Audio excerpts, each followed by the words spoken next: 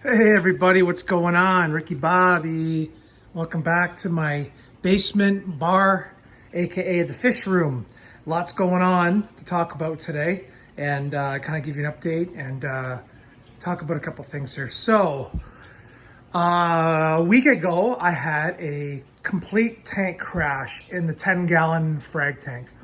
Now, I think I know what happened. I had two fish in there, and the day before I fed reefroids for the coral.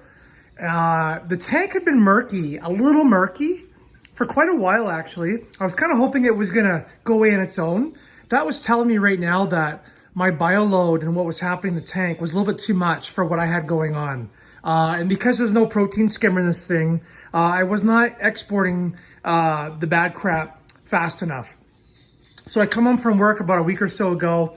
Tank is milky white. My beloved Herbie, my lawnmower Blenny, had passed away, and so did my beloved damsel, Azure damsel, Foodie. I was pretty upset about that. No crabs or anything else died or coral, so we got lucky there. But rest in peace, guys. I guess I screwed up. So what I did was a 90% water change, and I put Flo back in here because Flo is a prick and chases everybody because that's what damsels do. They're absolute pricks. So this is Flo's domain, this is her domain. This is gonna be her spot for a long time. But anyway, the tank is a little murky. It's not murky. I just fed the corals, guys. So there's a lot of floating reefroids, plankton kind of stuff going around. That's why it kind of looks like that. I assure you the water actually is crystal clear. And this tank, I just fed the coral as well. I usually feed them maybe like once a week because reefroids and all that can tend to spike some nitrates and some other things like that. So you got to be careful. So I'm learning that I've been, a little bit goes a long way. Just put a little bit on each coral and you'd be surprised what kind of results you get. So a little bit of diatoms going on right now, or dinos, dinoflagellates. I'm not 100% sure. It's one or the other. But I had a cyano issue. It's gone. So we've kind of battled that. We're not too worried about it. It's a little brown on the bottom, but everything else is doing good. A little bit of green hair algae still, but I'm slowly picking away at it. It's not really bothering me too much. And I'm hoping to get another lawnmower blending to take care of it. So, quarantine tank, 30-gallon. We have a new guy. Beautiful silver belly wrasse. Was supposed to be a yellow chorus wrasse, but as I did some research online, I realized a lot of places are selling yellow chorus wrasses, but they're actually silver belly. And a yellow chorus wrasse is fully yellow. He's got a silver belly. So obviously we know that he's not a yellow chorus wrasse. You can see the white-ish silver on the bottom. Doing great. Got two chromuses. One died last night. Uronema has been brutal with these things this year. A lot of people cannot get any chromuses to live. It's absolutely crazy. So I had a school of 3, now I have 2. These guys are doing pretty good. They're eating really well. I feed the heck out of them. Very important in quarantine. Makes them nice and fat. I also added all this live rock. Look at this, guys. Tons of live rock that's been cycled at my LFS. And this is a good thing. This is going to go to my new system when the time comes.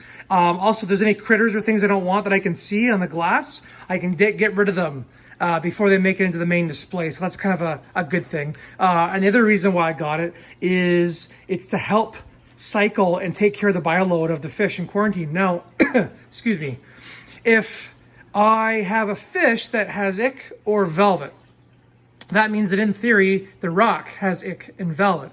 So if that happens, the rock and everything's gonna come out of the tank. It's gonna go into a bucket with circulation and a heater, and it's gonna go fallow for 3 months. I know that sounds crazy, but whatever. And then I'm gonna put copper in the tank and treat the fish if they need it. So far, so good. So knock on wood. So guys, the big news is I ordered a 65-gallon, 4-foot water box all-in-one aquarium. I talked to Waterbox today.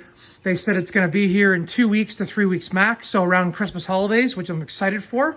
It's gonna go right here. It's gonna be really beautiful size. I didn't wanna go massive, but I wanted to go big enough that I could put like maybe a small tang or like a dwarf angelfish, a couple showpieces. So the tank's gonna go there, and these guys have 2 more months of quarantine left before they go in. But this tank here, Violet, my orchidoddy back, Marlin, and Nemo, they have gone through 3 months of quarantine and they have been in this tank for 3 months. No diseases, no parasites, nothing. This tank, these coral are 100% pest free.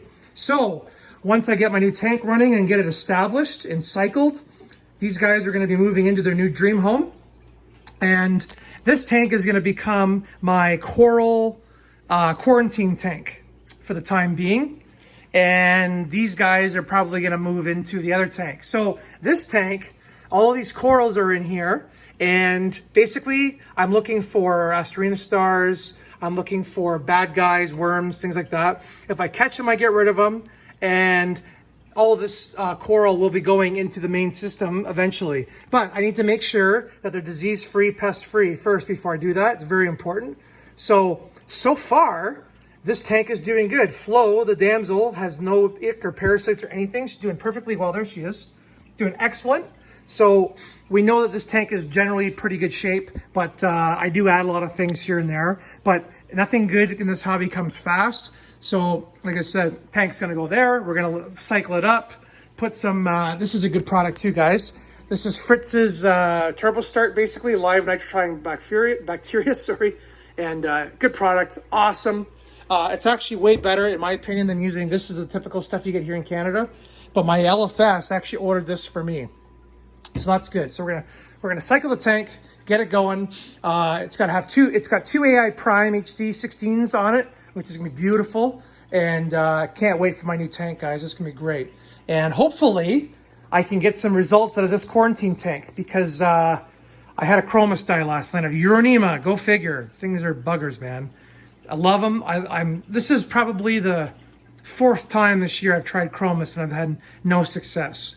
So we're trying again. I got them a bigger tank so they'd be less stressed. And as you can see, they're doing well, but you never know, man. Next thing you know, you can come home from work and they got red spots on them and they're not doing well. So you gotta watch it for Uronema.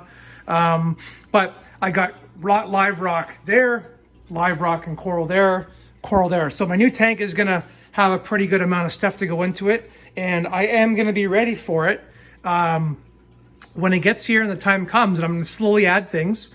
So I don't shock the system and overwhelm it. And anyway, we'll go from there. So guys, that's just the fish room update. Everything's doing pretty good.